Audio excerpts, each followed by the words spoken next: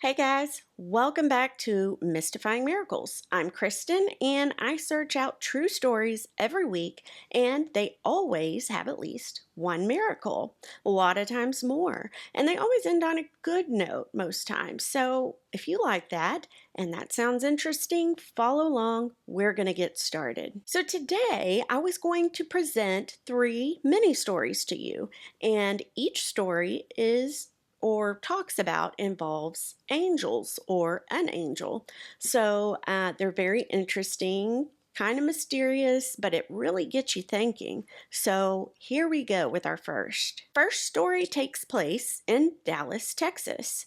It was a blistery cold day, and a man by the name of Randy Owen, he was going to leave the office just to run errands, and I didn't say how old the young man was, but I think he still lived at home according to what the story, how it was presented, if that makes sense. So his mother, her name was Natalie, and she was very kind of frustrated and a little bit, or actually a lot of bit, worried, that her son was going to go out in this weather. I mean, they actually had an ice storm. Since Natalie knew her son was, going to go out and run some errands, she just kind of said a little prayer, asking God, please protect Randy, let no harm come to him, and that was that. Well, the day goes on, and later that afternoon, early evening, Randy comes through the front door. And of course, his mom, Natalie, gives him a big old bear hug, just glad to see him, that he's safe. I'm assuming, too, it didn't say what year this took place, but I am assuming that this was before cell phones, so she probably didn't have a way to check on him, make sure he was doing all right. Well, Randy began to tell her a story, what he experienced that afternoon. He said, Mom, you're never going to believe it. There was over a dozen cars piled up on the overpass, mine included. And he said when it all happened in slow motion. We've talked about that before in other stories, where it's like time slows down. It's very odd, but he said that's what happened. And he said, man, over a dozen vehicles were slipping and sliding all over the place on this freeway. And he said when it was all said and done, not one of those cars, his included, had hit anything. No guardrails, no other cars, despite them slipping and sliding everywhere. He said once everybody was able to kind of get out and make sure, survey the damage, make sure everyone was all right, they were looking at their cars, and all the cars were within an inch of each other, but they didn't hit. No damage, no dents, no hitting. Everyone was fine. So they just found that just miraculous and almost unbelievable. So he's telling Natalie about all this, and Natalie, she just kind of looks up as if to kind of wink at God and thank him for keeping her son safe, just like she prayed for. And that's an amazing story, especially considering it took place in Dallas and how we drive when there's ice. Story number 2 involves a couple, Mike Riley and Karen Sue. They had been planning a trip to go over to the Netherlands and do some sort of missionary work. They just wanted to spread God's love and his word. And so Karen, now, she was very reserved and very shy, not outspoken at all. So she had really valid concerns can I do this? I'm not good with speaking with people, especially if I don't know them.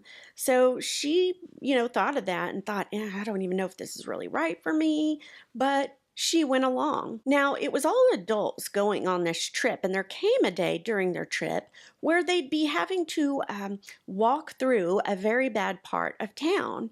And so the more experienced people that had been there before and had done missionary work, they kind of told the newbies, look, just be aware of your surroundings, and you might get things thrown at you.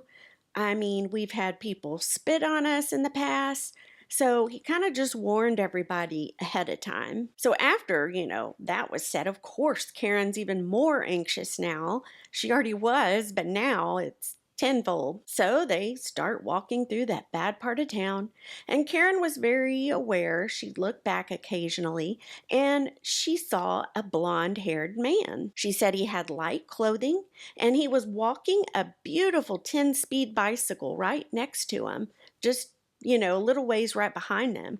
And every time she looked back, he was there. She said he was smiling, and she didn't get any sense of, to be afraid of him or anything like that. She would just, see him there when she'd look back. And also, too, it said that, I'm not sure when, again, it didn't have a year for this story, but it said that, I guess when this took place, I'm not sure if that's still the case, but people in the Netherlands tend to wear a lot of dark clothing. So to see this blonde-haired man wearing light clothing, and Karen said, he had a glow about him, just beautiful, very out of place for where they were walking through. Well, they kept on walking and walking. Karen kept on looking back, and Karen at one point thought, I wonder if I'll get a chance to chat with him, see who, just to introduce herself and do what they came to do, missionary work. The group finally came to a coffee shop. They were going to rest.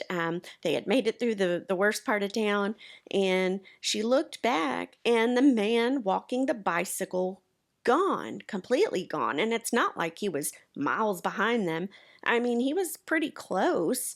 So where did he go? There was no sound. He just was there one moment, gone the next.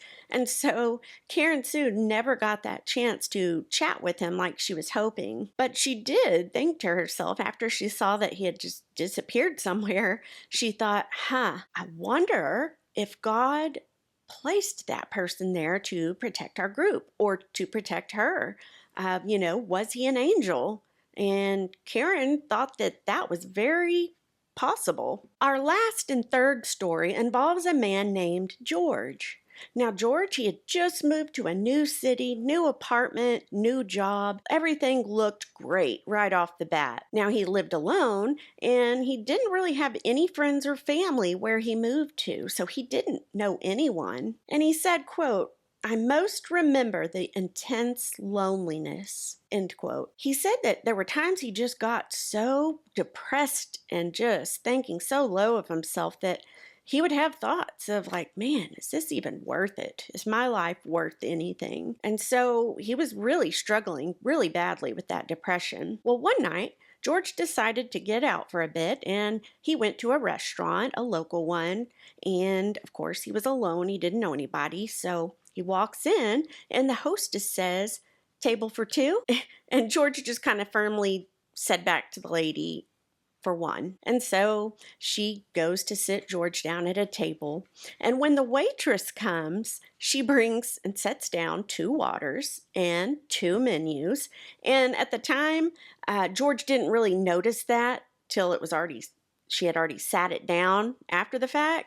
But he kind of looked and he was like, there's one of me. Why did they do that? Well, George's dinner finally came out, and he's looking down at it. He's about to begin eating, and something takes place in George's mind. He begins to think differently. Almost immediately. It was kind of subtle at first, but went from depression to he started to think about all the blessings he had out of the blue. He thought of, gosh, I have a really nice job, a great apartment. I have health insurance. I'm not sick. Don't have any diseases or anything like that. He thought, I have many things to be thankful for. And while George really hadn't thought about God per se in a very long time, he still knew deep down that God loved him. He knew that. And he says that as he was, eating his meal, he said the sadness just lifted from him, like almost physically. You could feel it physically leaving his body and mind. It was replaced with cheerfulness and thankfulness. And as he, was about to finish up his meal, he thought to himself, maybe maybe life is not so bad after all. Maybe I do have it good. I have a lot to be thankful for. So George finishes up. He goes to pay the cashier up at the front, and the cashier said, quote, "Guess your friend wasn't hungry tonight, huh?" End quote. And, I didn't say he answered her or said anything back, so I'm not sure. But right after he paid, George goes out. As he's walking out to his car, he's like, "That's strange." And he thought about the three encounters. Like, why did they all think somebody was with him from the moment he walked in and talked to the host and said, "Table for two"? And then he sits down, he's still in his, you know, depression mood. And then the waitress sets down two waters, two menus, and then he leaves. And of course, the cashier says, "Guess your friend wasn't hungry." but, but at no time did he have anybody with him. So who was it? Who did these people see? Man, if I had been George, I'd have been like, I got to go back in there and ask them, why do they think, I have to know. I'd just be too curious. What do you guys think about that? About any of these stories? Do you think they're angels? Of course I do. I always say that. I don't know what else it would have been with three people, especially in the last story, seeing somebody with him. And then kind of in closing too, the book, I like how it said, God can intervene and touch us directly too. He doesn't have to have an angel do it. He just uses his angels to help us and protect us. I like how it said that. And it said that, the angels act as liaisons between heaven and earth. Also, a little tidbit, a little fact. Did you know that in the Bible, angels are talked about over 300 times? I didn't realize that till I, came upon this story and I was looking into it. I thought that was fascinating, but I'm kind of a nerd like that. I like history and I like books, and so meh. Anyway, but I thought that was interesting. They play just a very important role in God's plan for all of our lives. So I just find that really cool, and I want to know your thoughts. Let me know, and if you guys like these stories, be sure to like and subscribe because it helps, like everyone always says, that algorithm type thing, and gets my video out there. Other than that, guys, I will see you guys for the next one. Thank you so much for watching.